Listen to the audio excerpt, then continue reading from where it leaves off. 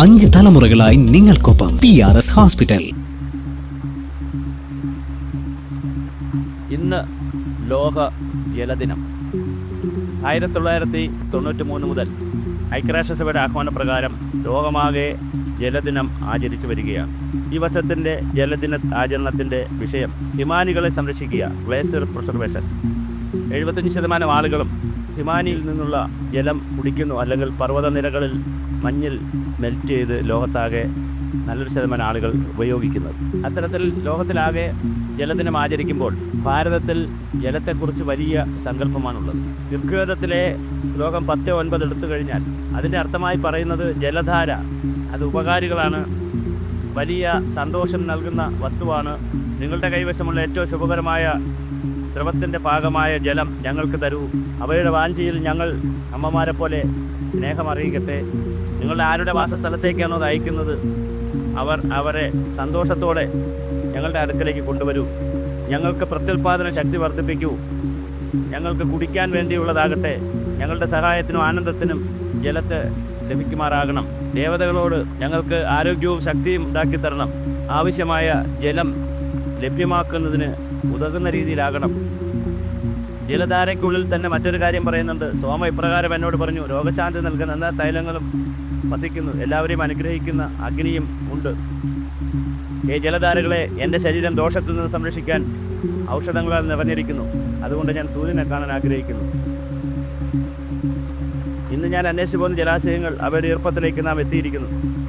പാലുൽപ്പന്നങ്ങളെ സമ്പന്നമായ അഗ്നി, നീ വരിക, നിന്റെ തേജസ് കൊണ്ട് എന്നെ മൂടുക. ജലത്തിൻ്റെ പ്രാധാന്യത്തെക്കുറിച്ച് എല്ലാ മതഗ്രന്ഥങ്ങളും ഗൗരവമായി പറയുന്നുണ്ട്. താന്ത്രവിദ്യ അനുസരിച്ച് ബിംബം പ്രതിഷ്ഠിക്കുന്നതിന് മുമ്പുള്ള ചടങ്ങാണ് ജലസ്ഥാപനം.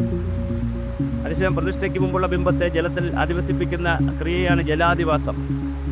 വെള്ളം കൊണ്ടുള്ള അഭിഷേകപ്രിയ ജലാഭിഷേകം. വെള്ളത്തിൽ നിന്നുള്ള മന്ത്രോച്ചാരണമാണ് ജലജപം. മുട്ടറ്റം വെള്ളത്തിലിറങ്ങുന്ന സന്ധ്യയ്ക്കാണ് ജലജപം ചെയ്യുക. മുറജപത്തിലെ ഒരു ഉപാസനയായി ഋഗ്വേദത്തിലെ ഒരു 108 തവണ വീതം ജപിക്കുന്ന രീതി തിരുവനന്തപുരം പത്മനാഭ ക്ഷേത്രത്തിൽ നിലവിലുണ്ടായിരുന്നു. ആചമനം, ശൗചം തുടങ്ങിയ വെള്ളം കൊണ്ട് ചെയ്യുന്ന ശുദ്ധീകരണ ക്രിയകളാണ് ജലസ്പർശം. വെള്ളം അമൃത പോലെ ഉപയോഗിക്കണം. വാട്ടർ യൂസ്ഡ് ലൈക്ക് ഗീ എന്നാണ് ഗാന്ധിജി നമ്മോട് പറഞ്ഞത്.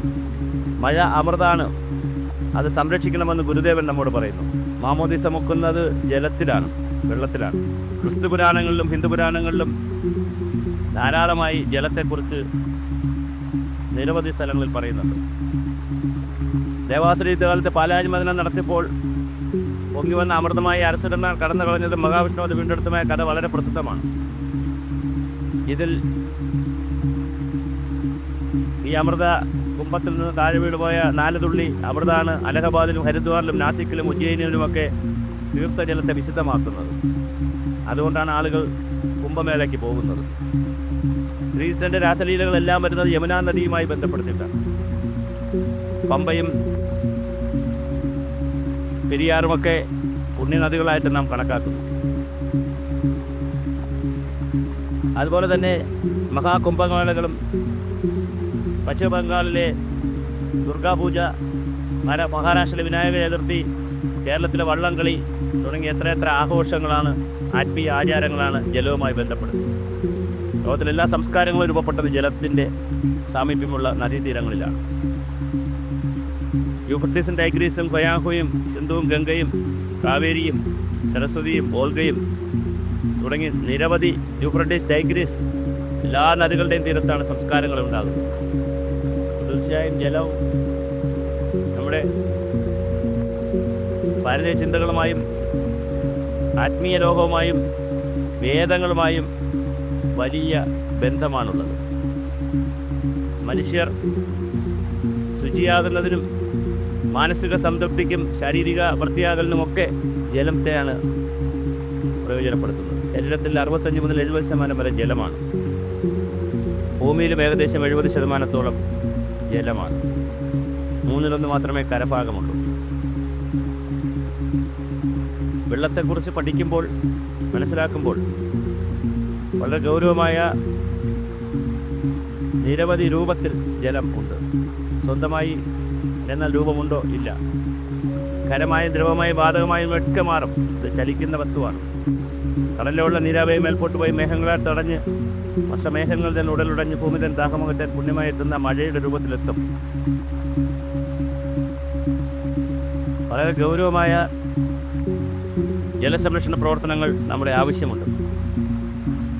ഇതൊക്കെ ചിന്തിപ്പിക്കുമ്പോൾ തന്നെ തീർത്ഥം തേടിയുള്ള യാത്രയാണല്ലോ തീർത്ഥാടനം. അടനം യാത്ര, തീർത്ഥം തേടിയുള്ള, വെള്ളം തേടിയുള്ള.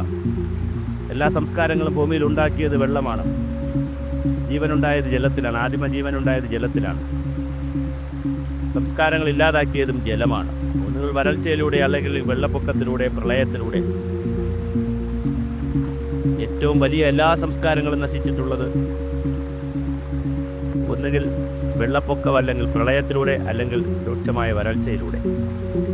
മാനവരാശിയുടെ ജീവിതത്തിൻ്റെ എല്ലാ ഭാഗവുമായി, സംസ്കാരത്തിൻ്റെയും ചിന്തയുടെയും സമസ്ത മേഖലകളുമായി ബന്ധപ്പെട്ട് നിൽക്കുന്നതാണ് ജലം. തീർച്ചയായിട്ടും അതിനെ കുറിച്ച് പഠിക്കുക, മനസ്സിലാക്കുക, അറിയുക, കൂടുതൽ ജലചിന്തകളിലേക്ക് നാം പോവുക.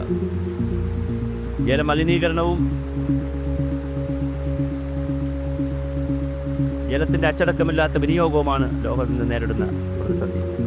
കാലാവസ്ഥ മാറ്റത്തിൻ്റെ പുതിയ യുഗത്തിൽ എപ്പോഴെവിടെ എങ്ങനെ മഴ പെയ്യുമെന്നും എത്ര അളവിൽ പെയ്യുമെന്നും ഏത് കാലഘട്ടത്തിൽ പെയ്യുമെന്നും ഉള്ളതൊക്കെ വലിയ പ്രതിസന്ധിയാകുന്ന പുതിയ ലോകത്ത് ഓരോ തുള്ളി ജലവും കരുതുക എന്നുള്ള സങ്കല്പമാണ് ഭാരതം മുന്നോട്ട് വെക്കുന്നത്.